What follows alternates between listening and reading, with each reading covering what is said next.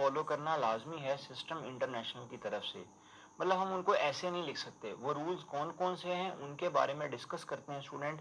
जो हमारे पास पहला रूल है वो हमें ये कहता है, जो हमारा फर्स्ट रूल है वो हमें ये कहता है कि अगर आपने किसी भी यूनिट को शो करना है तो कभी भी आप उसको, अगर आपने फुल लेटर से शो करना है, इवन अगर वो किसी साइंटिस्ट के नेम पर ही क्यों ना हो, तो आप उसका पहला लेटर कैपिटल नहीं लगाएंगे। जिस तरह अगर फोर्स की वैल्यू 5 न्यूटन है तो उसको 5 न्यूटन अगर आप लिखेंगे तो इट इज रॉन्ग। आप बोलेंगे सर वो क्यों? वो इसलिए स्टूडेंट के पहला रूल हमें बताता ही ये है कि अगर आपने किसी भी यूनिट को कंप्लीट लिखना है, उसके वर्ड से कंप्लीट एक्सप्लेन करना है, तो उसका पहला लेटर अगर वो साइंटिस्ट की नेम पर ही यूनिट स्टार्ट हो रहा तो आपने उसका पहला लेटर कभी भी कैपिटल नहीं लगाना। ये रूल है, कन्वेंशन है ये यूनिट्स को इंडिकेट करने की। मतलब इसको आप लिख सकते हैं 5 न्यूटन, ये लिखना ठीक है, दिस इज राइट। अब सेकंड जो रूल है, कन्वेंशन जो है सेकंड, वो इसी से मिलती जुलती है। सेकंड कन्वेंशन ये कहती है कि अगर आपने किसी भी यूनिट को सिंबल से शो करना है, मतलब एक उसको सिंबल से शो करना है और वो किसी साइंटिस्ट के नेम पर है, तो फिर आप उसका पहला लेटर कैपिटल लगा सकते हैं स्टूडेंट। जिस तरह 5 न्यूटन को यूं लिखना गलत है, लेकिन न्यूटन बेसिकली साइंटिस्ट नेम है, तो मैं उसको सिंबॉलिकली जब शो करूंगा तो मैं 5 न्यूटन लिखूंगा। स्टूडेंट आपने देखा होगा जब भी मैं 5 मीटर लिखता हूं तो मैं मीटर के साथ स्मॉल एम लगाता हूं। आप बोलेंगे सर मीटर के साथ आप कैपिटल एम क्यों नहीं लगाते? क्योंकि स्टूडेंट मीटर जो है वो किसी साइंटिस्ट का नेम नहीं है। तो जो साइंटिस्ट के नेम पर यूनिट स्टार्ट होते हैं, जब आप उनको सिंबॉलिकली शो करेंगे तभी आप उनका जो सिंबल के तौर पे जो पहला लेटर है वो कैपिटल लगाएंगे। लेकिन अगर आपने फुल वर्ड से उसको लिखना है तो आप कभी भी उसका पहला लेटर कैपिटल नहीं लगाएंगे। जिस तरह अगर आप लिखें 5 एम्पेयर, तो 5 एम्पेयर 5 ए लिखना है, बिल्कुल ठीक है। आप 5 एम्पेयर को यूं भी लिख सकते हैं 5 एम्पेयर। जब मैंने पूरा लिखा तो मैंने पहला लेटर कैपिटल लगाया। आप 5 एम्पेयर को यूं नहीं लिख सकते कि 5 एम्पेयर को हम यूं लिख दें 5 एम्पेयर, दिस इज रॉन्ग। ये दोनों ठीक है लेकिन ये लिखना गलत है। इसी तरह स्टूडेंट अब हम चलते हैं नेक्स्ट रूल की तरफ। नेक्स्ट रूल में हमें ये कहा गया है कि प्रीफिक्स का जिक्र होता है। नेक्स्ट रूल में हमें ये कहा जाता है कि अगर किसी भी यूनिट से पहले प्रीफिक्स है, there should be no space between a unit and a prefix. अब आप बोलेंगे जिस तरह स्टूडेंट मैं लिखता हूं 1 मिलीमीटर, तो स्टूडेंट जो मिलीमीटर है, मीटर, वो बेसिकली क्या है? बेस यूनिट है। और ये मिली प्रीफिक्स है, तो प्रीफिक्स में और बेस यूनिट में there should be no space, इनमें कोई भी स्पेस नहीं होनी चाहिए। लाइक अगर आप लिखें 1 किलोमीटर, तो किलो यहाँ पर प्रीफिक्स है और मीटर यूनिट है। आप बोलेंगे सर ये प्रीफिक्स क्या है? तो स्टूडेंट प्रीफिक्स होता है किसी भी चीज को 10 की पावर मल्टीपल या सम मल्टीपल में लिखना है। In the multiple and submultiple of 10, 10 is to power 1, 10 is to power minus 1, 10 is to power 4, 10 is to power minus 5। तो बेसिकली प्रीफिक्स क्या है? Multiples, and prefix are the multiples and submultiples of 10, submultiples of 10। और student हमारी book में prefix की एक पूरी list है। अगर हम इस प्रीफिक्स वाली बुक वाली लिस्ट को देखें तो वो लिस्ट कुछ इस तरह की है। देखें स्टूडेंट, अगर हम प्रीफिक्स के टेबल को देखें तो जिस तरह मैंने अभी आपको बताया प्रीफिक्स मल्टीपल एंड सब मल्टीपल ऑफ 10 है, तो मैंने इसमें मल्टीपल और सब मल्टीपल का एक टेबल बनाया है। अगर आप राइट वाले कॉलम को देखें तो इसमें बेसिकली 10 की पॉजिटिव पावर वाले हैं जो कि मल्टीपल ऑफ 10 है। 10 power 1 deca, 10 power 2 hecto, and then ऊपर अगर आप देखें एक्सा 10 पावर 18, हमारी बुक में एक्सा तक है, मैंने 2 और भी लिखे हुए हैं। इस तरह जो अगर आप 10 की माइनस पावर वाले देखें तो वो सब मल्टीपल ऑफ 10 है, जिसमें अगर आप देखें तो deci 10 power -1, centi 10 power -2, then milli है, माइक्रो है, नैनो है, पीको है, फेमटो है, एटो 10 पावर -18, हमारी बुक में एटो तक है। मैंने इसमें भी 2 एक्स्ट्रा लिखे हुए हैं। तो बेसिकली ये हमारे पास प्रीफिक्सेस का एक टेबल है और आपने इनको बड़ी अच्छी तरह याद रखना है, क्योंकि प्रीफिक्सेस से रेलिवेंट कई एमसीक्यू हमसे पूछे जाते हैं। जिस तरह मैं अगर आपसे एक एमसीक्यू करूं, which set of prefix give value in increasing order, मतलब आपने इंक्रीजिंग ऑर्डर की तरफ जाना है स्टूडेंट। तो अगर आप इसमें पहला ऑप्शन देखें तो उसमें है अल्फा ऑप्शन पीको, मेगा, अगर मैं पीको की वैल्यू लिखूं तो वो क्या है -12। अगर मैं मेगा की वैल्यू लिखूं तो वो क्या है 10⁻6। अगर मैं किलो की वैल्यू लिखूं तो 10⁻3। स्टूडेंट ये हम इंक्रीजिंग ऑर्डर में तो नहीं जा रहे, 6 के बाद एक छोटी चीज आ गई तो अल्फा ऑप्शन इसमें राइट नहीं है। स्टूडेंट अगर मैं बीटा ऑप्शन को देखूं तो उसमें क्या है 10⁻12 है, पीको 10⁻−12 है। स्टूडेंट अगर आप इसमें भी देखें तो अगेन मैं डिक्रीजिंग ऑर्डर के अंदर जा रहा हूँ।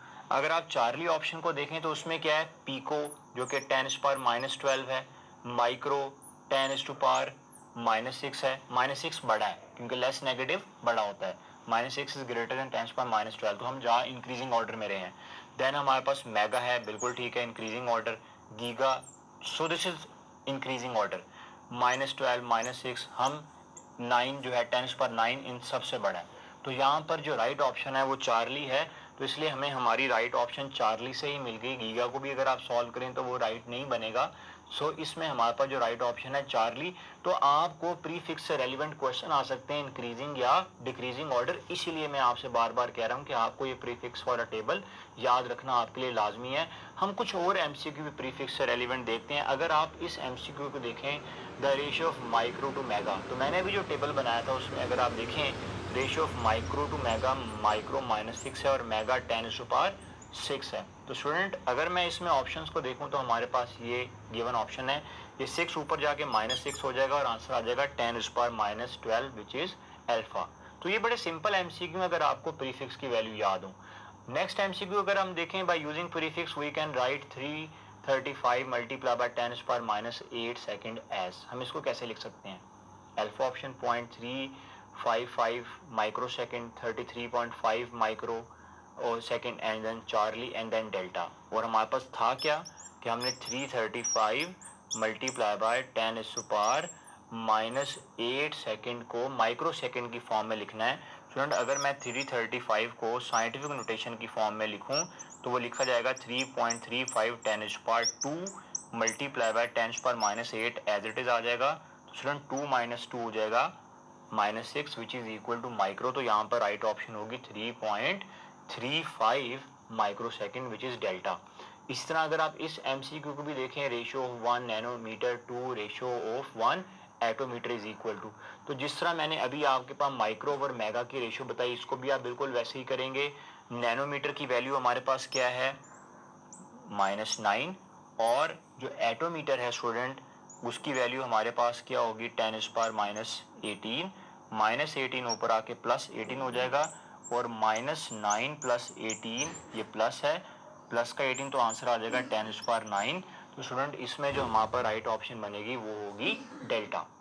अब देखें स्टूडेंट्स, हम कन्वेंशन फॉर इंडिकेटिंग यूनिट्स की बात करते हुए 3 कन्वेंशन को डिस्कस कर चुके हैं।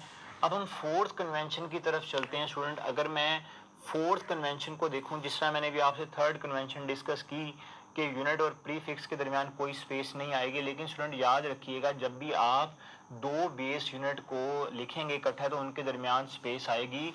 स्पेस बिटवीन 2 बेस यूनिट्स, अगर वो बेस यूनिट्स ना भी हों, सिंपल यूनिट हो, तो उनके दरमियान स्लाइडली स्पेस आएगी। लेकिन याद रखिएगा प्रीफिक्स और यूनिट के दरमियान स्पेस नहीं आएगी। तो स्टूडेंट अगर आप देखें तो अगर मैं लिखता हूँ यहाँ पे किलोग्राम मीटर पर सेकंड स्क्वायर, यूजुअली हम इन चीज़ों को लिखते वक्त इनका ख्याल नहीं करते, लेकिन आपको याद रखना है कि किलोग्राम में थोड़ी सी स्पेस है, देन मीटर और पर सेकंड स्क्वायर के दरमियान थोड़ी स्पेस है। इस तरह अगर आप अपनी बुक में जहाँ जहाँ न्यूटन मीटर लिखा है अगर आप उसको देखें जो कि टॉर्क का यूनिट है, तो न्यूटन में और मीटर में थोड़ी सी स्पेस है। जब भी हम 2 यूनिट्स को इकट्ठा लिखेंगे दोनों के दरमियान हमें स्पेस देना पड़ेगी। इसी तरह स्टूडेंट हम इसके नेक्स्ट रूल की तरफ चलते हैं, कन्वेंशन की तरफ चलते हैं, जिसमें हमें कहा जाता है कि double prefix is not allowed. आप बोलेंगे सर इसका क्या मतलब है? Double prefix is not allowed का मतलब ये है कि हम किसी भी यूनिट के साथ 2 प्रीफिक्स इकट्ठी नहीं लिख सकते। जिस तरह कि मैं आपको ये बताता चलूँ, अगर मैं लिखूँ 1 माइक्रो, माइक्रोमीटर, ये माइक्रो को शो करने का सिंबल है, तो स्टूडेंट ये गलत है क्योंकि 2 प्रीफिक्स एक के साथ आ गई। बजाय इसके क्या आप इसको 1 माइक्रो माइक्रोमीटर लिखें, आप इसको 1 पिकोमीटर लिख सकते हैं।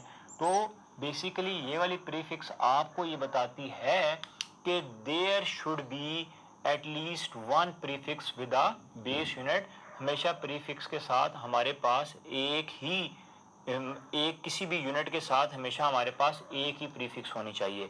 इस तरह स्टूडेंट अगर हम नेक्स्ट रूल की तरफ चलें तो नेक्स्ट रूल हमें ये बताता है, जिस तरह अगर मैं यहाँ पर लिखूँ 1 किलोमीटर स्क्वायर, तो आप मुझे कहेंगे कि सर ये जो स्क्वायर की वैल्यू है ये तो मीटर के ऊपर है, लेकिन स्टूडेंट ये कन्वेंशन हमें ये बताते हैं कि किलो जो है वो बेसिकली यूनिट नहीं है, किलो क्या है प्रीफिक्स, ओके, और यूनिट क्या है मीटर स्क्वायर। तो इसका मतलब ये है कि जो स्क्वायर है वो सिर्फ यूनिट के ऊपर नहीं है, वो प्रीफिक्स के ऊपर है, क्योंकि ये जो प्रीफिक्स और मीटर में कोई स्पेस नहीं है। हम इसको यूं लिखेंगे 1 किलोमीटर स्क्वायर को हम यूं लिखेंगे 1 किलोमीटर और सारे का होल स्क्वायर, ओके। तो 1 किलो की प्रीफिक्स अगर आप ओपन करें तो वो 10⁻³ है, 10⁻³ मीटर स्क्वायर। तो स्टूडेंट हम इसको लिखेंगे 1 मल्टीप्लाई बाय 10⁻6 मीटर स्क्वायर। तो स्टूडेंट आपने याद रखना है, अगर किसी भी यूनिट से पहले प्रीफिक्स हो और यूनिट के ऊपर अगर कोई भी पावर है तो वो ऑटोमेटिकली प्रीफिक्स के ऊपर पावर है, लेकिन यूनिट्स के लिए ऐसा नहीं है। यहाँ पे मीटर की पावर 1 है, किलोग्राम की पावर 1 है, तो इनकी अपनी पावर्स हैं। लेकिन प्रीफिक्स अगर किसी भी बेस यूनिट से पहले है तो जो पावर प्रीफिक्स की है ऑटोमेटिकली, जो पावर यूनिट की है ऑटोमेटिकली वही पावर प्रीफिक्स की होगी।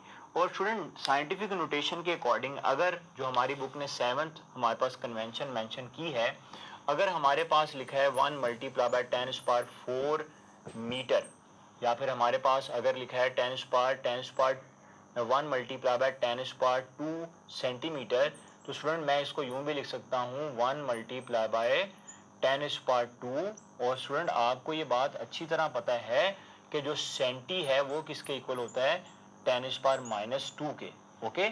यहाँ पर हमारा +2 है तो हमारे पास यहाँ पर आ जाएगा 1 मल्टीप्लाई बाय 10⁻²-2 ओके। तो यहाँ पर हमारे पास आ जाएगा 1 मीटर। तो बेसिकली यहाँ पर मैं आपको ये बताना चाह रहा हूँ कि आप किसी भी प्रीफिक्स को अगर हमारे पास यहाँ पर यूं लिखा होता 1 मल्टीप्लाई बाय 10⁻4 सेंटीमीटर, तो आप सेंटी को अगर ओपन करें तो यहाँ पर क्या आ जाएगा 1 मल्टीप्लाई